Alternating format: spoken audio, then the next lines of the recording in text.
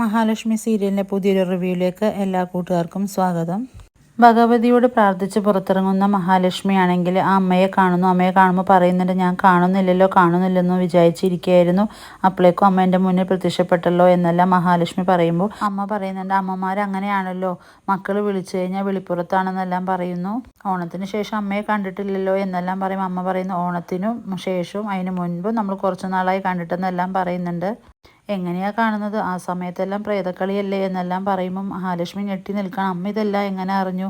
അതെല്ലാം ഞാൻ അറിയുന്നുണ്ട്, മോളുടെ എല്ലാ കാര്യങ്ങളും അമ്മക്ക് അറിയാൻ സാധിക്കുമെന്നും പറയുന്നു. ഇതേ ശത്രുതയൊന്നും ഒഴിഞ്ഞു പോയിട്ടില്ല, മുന്നിലും പിന്നിലും തേറ്റപ്പല്ലുമായിട്ട് രാക്ഷസ കൂട്ടങ്ങളുണ്ട് എന്നെല്ലാം അമ്മ പറയുമ്പോൾ എങ്കിലും ഭയക്കാനൊന്നുമില്ലട്ടോ എന്നെല്ലാം മഹാലക്ഷ്മി ആശ്വസിപ്പിക്കുന്നുണ്ട്. അതിനേക്കാളും ശക്തരായ ആളുകളെ സംരക്ഷിക്കാൻ കൂടെ തന്നെ ഉണ്ടെന്നും പറയുന്നു. മഹാലക്ഷ്മി അമ്മയോട് പറയുന്നുണ്ട്, കണ്ണേട്ടിൻ്റെ 2 കാൽവിരലുകളും ചലിക്കാൻ തുടങ്ങി, പാദം മുതൽ മുട്ടുവരെ ഇപ്പോൾ സ്പർശനശേഷിയുമുണ്ട്. ഇതെല്ലാം കേൾക്കുന്ന അമ്മ മഹാലക്ഷ്മിയോട് പറയുന്നുണ്ട്, എത്രയും പെട്ടെന്ന് മോളുടെ കണ്ണൻ എണീറ്റ് നടക്കും, അതിലൊരു സംശയവുമില്ല എന്ന് പറയുമ്പോൾ മഹാലക്ഷ്മി വളരെയേറെ സന്തോഷിക്കുന്നു. കണ്ണൻ മോൻ നടന്നു കഴിഞ്ഞാൽ ഈ കാര്യം ആരും അറിയാണ്ട് തന്നെ മറച്ചു വെക്കണമെന്നും അമ്മ ഓർമ്മപ്പെടുത്തുന്നുണ്ട് മഹാലക്ഷ്മിയോട്. പിന്നീട് കണ്ണനോട് വന്ന് മഹാലക്ഷ്മി പറയുന്നുണ്ട്, അമ്പലത്തിൽ വെച്ച് മഞ്ജുവിനെ കണ്ടുവെന്നും അവൾക്ക് എന്തൊക്കെയോ വിഷമങ്ങളുണ്ട്, പക്ഷെ അവൾ ചോദിച്ചിട്ടൊന്നും തുറന്നു പറയാൻ കൂട്ടാക്കിയില്ല എന്നെല്ലാം പറയുന്നുണ്ട്. കണ്ണേട്ടനെ ധിക്കരിച്ച് ആ മേഘനെ കല്യാണം കഴിച്ചാൽ അവൾക്ക് ഇന്ന് വളരെയേറെ സങ്കടം ഉണ്ടെന്നും അവൾ എന്നോട് പറഞ്ഞുവെന്നെല്ലാം കണ്ണനോട് പറയാണ്ടോ മഹാലക്ഷ്മി.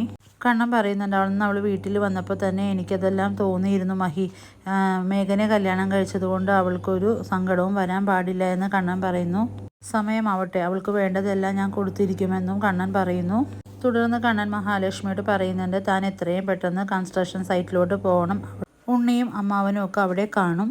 തൻ്റെ ഭാഗത്ത് നിന്ന് ഇങ്ങനൊരു മിന്നൽ പരിശോധന ഉണ്ടാകുമെന്നും അവരൊരിക്കലും വിചാരിച്ചിട്ടുണ്ടാവില്ല എന്നും ജോലിയിൽ എന്തെങ്കിലും ക്രമക്കേട് കാണിച്ചിട്ടുണ്ടെങ്കിൽ അത് ചോദ്യം ചെയ്യാനുള്ള എല്ലാ അവകാശങ്ങളും തനിക്കുണ്ടെന്ന് കണ്ണൻ മഹിയോട് പറയുന്നു.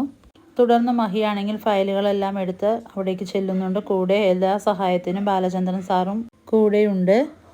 അതേസമയം ഉണ്ണിയും അമ്മാവനുമാണെങ്കിൽ മഹാലക്ഷ്മിക്ക് വെച്ച കെണിയിൽ മഹാലക്ഷ്മി പോയി വീഴുന്നത് കണ്ട് ആ അപകടം നേരിൽ കാണാൻ വളരെയേറെ ആഗ്രഹിച്ച് കാത്തിരിക്കുകയാണ് അവർ.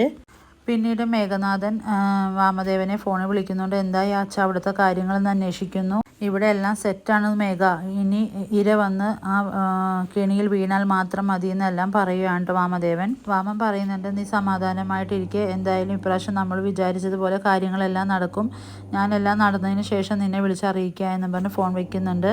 അങ്ങനെ മഹാലക്ഷ്മി കൺസ്ട്രക്ഷൻ സൈറ്റിലെത്തുന്നുണ്ട്. അതെല്ലാം മുകളിൽ നിന്ന് ഉണ്ണിയും വാമദേവനും കണ്ടുകൊണ്ടെല്ലാം നിൽക്കുന്നുണ്ട്. അങ്ങനെ സൈറ്റിലുള്ള വർക്കേഴ്സ് എല്ലാം മഹാലക്ഷ്മിയെ കാണുമ്പോൾ വളരെ സൗമ്യഭാവത്തോടെ നിൽക്കുന്നത് കണ്ടിട്ട് ഉണ്ണിക്കും വാമദേവനും അത് സഹിക്കാൻ കഴിയുന്നില്ല. തുടർന്ന് സൈറ്റിലെ ചില ക്രമക്കേടുകൾ മഹാലക്ഷ്മി കണ്ടുപിടിക്കുന്നുണ്ട്. അങ്ങനെ വർക്കേഴ്സിൻ്റെ മുന്നിൽ വെച്ച് തന്നെ മഹാലക്ഷ്മി ആണെങ്കിൽ ഉണ്ണിയെയും വാമദേവനെയും ഒരുപാട് ചോദ്യങ്ങൾ ആകെ നാണം കെടുത്തുന്നുണ്ട് കേട്ടോ. അതായത് സൂപ്പർവൈസർമാർ എന്ന് വെച്ച് തന്നെ വെറുതെ അവിടെ ഇവിടെ ചുറ്റി നടക്കാനുള്ളവരല്ലെന്നും പണിയെടുക്കാൻ മടിയാണെങ്കിൽ രാജിവെച്ചിട്ട് പോകണമെന്നും മഹാലക്ഷ്മി അവരോട് പറയാണ്. അതേസമയം വാമദേവൻ ഉണ്ണിയോട് പറയുന്നുണ്ട്, എല്ലാ അധികാരങ്ങളും അവകാശങ്ങളും സ്വത്തുക്കളും അവളുടെ കയ്യിൽ വന്നതിൻ്റെ ഉള്ള അഹങ്കാരമാണ് അവൾ കാണിക്കുന്നത്, എല്ലാം ഇന്നത്തോടുകൂടി അവസാനിക്കുമെന്നെല്ലാം പറയാണ്ടോ. പിന്നീട് വാമനാണെങ്കിൽ ആ വർക്കറോട് ചോദിക്കുന്നുണ്ട്, ചെയ്ത പണിക്കൊന്നും കുഴപ്പമില്ലല്ലോ, കറക്റ്റായിട്ട് തന്നെയല്ലേ ചെയ്തത്, ആ പലകയിൽ ചവിട്ടിയാൽ അവൾ താഴേക്ക് വീണ് മരിക്കുക തന്നെ ചെയ്യില്ലേ എന്ന് ഉറപ്പ് വരുത്തുന്നുണ്ട്. ആ വർക്കർ പറയുന്ന അതിലൊരു സംശയം വേണ്ട, ആ പലകയിലൊന്ന് ചെറുതായിട്ട് ചവിട്ടിയാൽ മാത്രം മതി, ആ തട്ട് പൊളിഞ്ഞ് താഴേക്ക് അങ്ങോട്ട് വീഴുക തന്നെ ചെയ്യും എന്നെല്ലാം വർക്കറും ഉറപ്പ് കൊടുക്കുകയാണ് വാമദേവന്.